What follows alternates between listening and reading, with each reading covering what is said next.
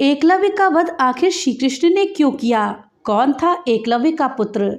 एकलव्य का और एकलव्य के पुत्र का महाभारत में क्या योगदान था? दोस्तों, एकलव्य का नाम तो आप सभी ने सुना होगा। एकलव्य भारत का वो महान योद्धा था जिसे प्रबुद्ध इतिहासकारों ने अंगूठे के दान की महिमा के साथ ही भुला दिया था। इस महान धनुर्धारी के धनुकौशल और आधुनिक तीरंदाजी में उसके योगदान को इतिहासकारों ने भुला दिया है। दोस्तों, महाभारत एकलव्य के अनछुए पहलुओं को छूती है और हमें इस महान धनुर्धर के अनदेखे स्वरूप को दर्शाती है। दोस्तों, जब सृष्टि की सारी शक्तियां एकलव्य के विरुद्ध थी, गुरु द्रोण और कृष्ण जैसे महाबली महायोद्धा मिलकर उसे रोकने में लगे थे, उसके विरुद्ध थे, तब उसने अपने अदम्य श्रम से, उद्यम से धनुर्विद्या की उत्कृष्ट कला अर्जित की थी। फिर अचानक एक दिन एकलव्य अपना सर्वोत्तम शस्त्र और स्वअर्जित विद्या गुरु दक्षिणा के रूप में गुरु द्रोण को अर्पित कर देता है। अपने दाहिने हाथ का अंगूठा काटकर गुरु के चरणों में समर्पित कर देता है।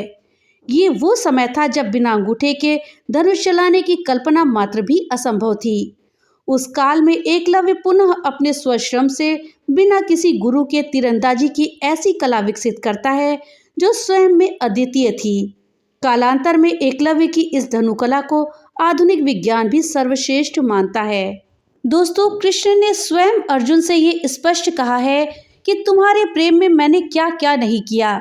तुम संसार के सर्वश्रेष्ठ धनुर्धर कहलाओ, इसके लिए मैंने द्रोणाचार्य का वध करवाया, महापराक्रमी कर्ण को कमजोर किया और ना चाहते हुए भी तुम्हारी जानकारी के बिना भील पुत्र एकलव्य को भी वीर गति दी, ताकि तुम्हारे रास्ते में कोई बाधा ना आए। एकलव्य को कुछ लोग शिकारी का पुत्र कहते हैं और कुछ लोग भील पुत्र कहते हैं। कुछ लोग ये भी कहते हैं कि शूद्र होने के कारण एकलव्य को गुरु द्रोणाचार्य ने शिक्षा नहीं दी थी। दोस्तों, लेकिन ये सब बातें गलत है।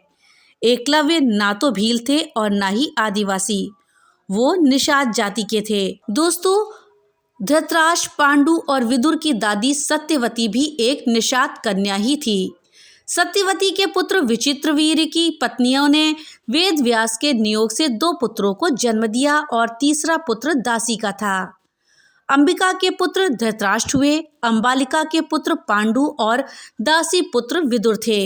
महाभारत काल में प्रयाग के तटवर्ती प्रदेश में सुदूर तक फैला श्रृंगवेरपुर राज्य निषादराज हिरण्यधनु का था। उस समय श्रृंगवेरपुर राज्य की शक्ति मगध, हस्तिनापुर, मथुरा, चेदी और चंदेरी आदि बड़े राज्यों के समान ही थी। दोस्तों, वीडियो में आगे बढ़ने से पहले आपसे एक छोटी सी रिक्वेस्ट है कि अगर अभी तक आपने वीडियो को लाइक नहीं किया है तो कृपया वीडियो को लाइक कर दें और ज़्यादा से ज़्यादा शेयर करें, जिससे कि ये जानकारी अधिकतर लोगों तक पहुंच पाए।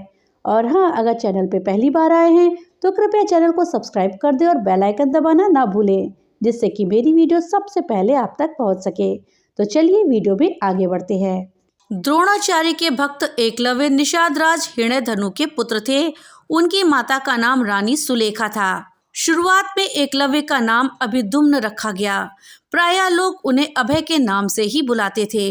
5 वर्ष की आयु में एकलव्य की शिक्षा की व्यवस्था कुलीय गुरुकुल में की गई थी। ये ऐसा गुरुकुल था जहां सभी जाति और समाज के उच्च वर्ग के लोग पढ़ते थे। एकलव्य एक राजपुत्र थे और उनके पिता की कौरवों के राज्य में प्रतिष्ठा थी। बालपन से ही अस्त्र शस्त्र विद्या में बालक की लय, लगन और एक निष्ठता को देखते हुए गुरु ने बालक का नाम एकलव्य रख दिया। एकलव्य के युवा होने पर उसका विवाह हिरण्यधनु ने अपने एक निषाद मित्र की कन्या सुड़िता से करा दिया था।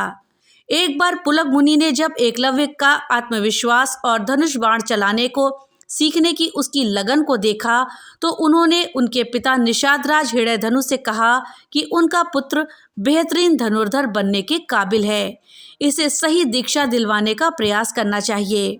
पुलक मुनि की बात से प्रभावित होकर राजा हिरण्यधनु अपने पुत्र एकलव्य को द्रोण जैसे महान गुरु के पास ले जाते हैं, लेकिन गुरु द्रोण सिर्फ कुरुकुल और राज दरबार के लोगों को ही धनुष विद्या सिखाने के प्रति भीष्म से वचनबद्ध थे। इसलिए उन्होंने एकलव्य को शिक्षा देने से इनकार कर दिया। एकलव्य के सूत पुत्र होने का कोई मामला ही नहीं था। गुरु द्रोण ने सूत पुत्र कहे जाने वाले कर्ण को भी तो शिक्षा दी थी। द्रोणाचार्य ने जिस अर्जुन को महान सिद्ध करने के लिए एकलव्य का अंगूठा कटवा दिया था, उसी अर्जुन के खिलाफ उन्हें युद्ध में लड़ना पड़ा और उसी अर्जुन के पुत्र की हत्या का कारण भी वे ही बने और उसी अर्जुन के साले के हाथों उनकी मृत्यु भी प्राप्त हुई थी। दोस्तों, युवा होने पर एकलव्य धनुर्विद्या की उच्च शिक्षा प्राप्त करना चाहते थे। उस समय धनुर्विद्या में गुरु द्रोण की ख्याति थी, पर वे केवल विशेष वर्ग को ही शिक्षा देते थे। पिता हृदयधनु को समझा बुझाकर एकलव्य आचार्य द्रोण से शिक्षा लेने के लिए उनके पास पहुंचा, पर द्रोण ने उसे आश्रम से भगा दिया। एकलव्य हार मानने वालों में से नहीं था। वो बिना शस्त्र शिक्षा प्राप्त किए घर वापस नहीं लौटना चाहता था, इसलिए उसने वन में आचार्य द्रोण की एक प्रतिमा बनाई और धनुर्विद्या का अभ्यास करने लगा और शीघ्र ही धनुर्विद्या में निपुणता प्राप्त कर ली। एक बार द्रोणाचार्य अपने शिष्यों के साथ एक कुत्ते के साथ उसी वन में आए। उस समय एकलव्य धनुर्विद्या का अभ्यास कर रहे थे। कुत्ता एकलव्य को देखकर भौंकने लगा।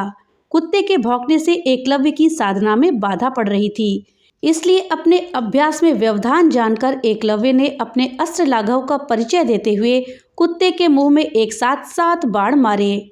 जब बाण सहित वो कुत्ता कौरव पांडव के पास पहुंचा तो सारे राजकुमार आश्चर्यचकित रह गए।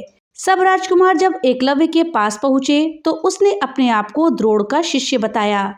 ये बात स्वयं को गुरु द्रोण का सर्वश्रेष्ठ शिष्य मानने वाले अर्जुन को बहुत खल गई। उसने विनम्रता पूर्वक इसका उलाहना एकांत में द्रोण को दिया। तब गुरु द्रोण अर्जुन को साथ लेकर उसके पास आए। गुरु को साक्षात सम्मुख देखकर एकलव्य उनके चरणों में झुक गया।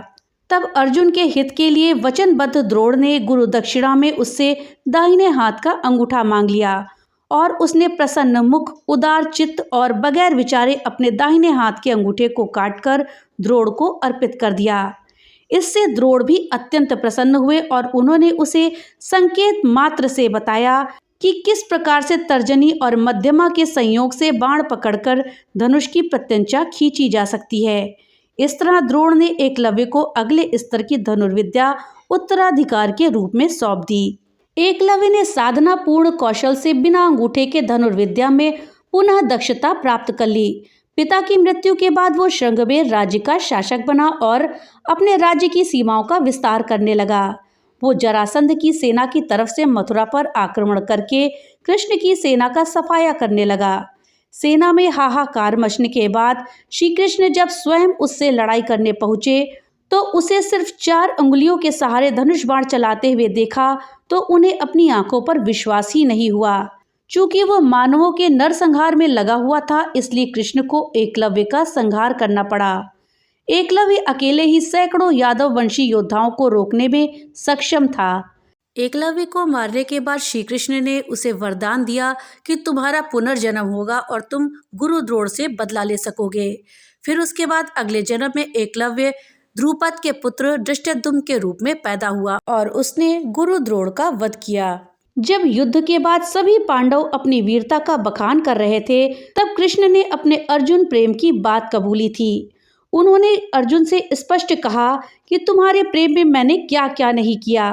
तुम संसार के सर्वश्रेष्ठ धनुर्धर कहलाओ, इसके लिए मैंने द्रोणाचार्य का वध करवाया, महापराक्रमी कर्ण को कमजोर किया और न चाहते हुए भी तुम्हारी जानकारी के बिना भील पुत्र एकलव्य को भी वीर गति दी, ताकि तुम्हारे रास्ते में कोई बाधा न आए। एकलव्य का पुत्र था जिसका नाम था केतुमान। एकलव्य के युद्ध में वीर गति को प्राप्त होने के बाद उसका पुत्र केतुमान सिंहासन पर बैठा और वो कौरवों की सेना की ओर से पांडवों के खिलाफ लड़ता है। महाभारत के युद्ध में वो भीम के हाथों मारा जाता है। तो दोस्तों, इसलिए एकलव्य का वध श्री कृष्ण ने किया। हमें एकलव्य के जीवन से कुछ बातें सीखने को मिलती हैं। दोस्तों, एकलव्य के जीवन से जो हमें सीखने को मिलता है वो है कि रास्ते कभी बंद नहीं होते। कुदरत हर बच्चे में कुछ न कुछ योग्यता जरूर देती है, उसे निखारने पर हमें ध्यान देना चाहिए। गलत रास्ते पर चलने पर आपका जीवन अल्पायु की ओर बढ़ जाता है। लगातार अभ्यास से असंभव लगने वाले लक्ष्य को भी हम प्राप्त कर सकते हैं और अकेले सीखने से आप अपने आप कुदरती कुछ अलग ज्ञान अर्जित कर सकते हैं। दोस्तों, जानकारी आपको कैसी लगी हमें कमेंट बॉक्स में लिख करके जरूर बताइएगा। तो मिलते हैं अगली नई वीडियो के साथ, तब तक के लिए राधे राधे।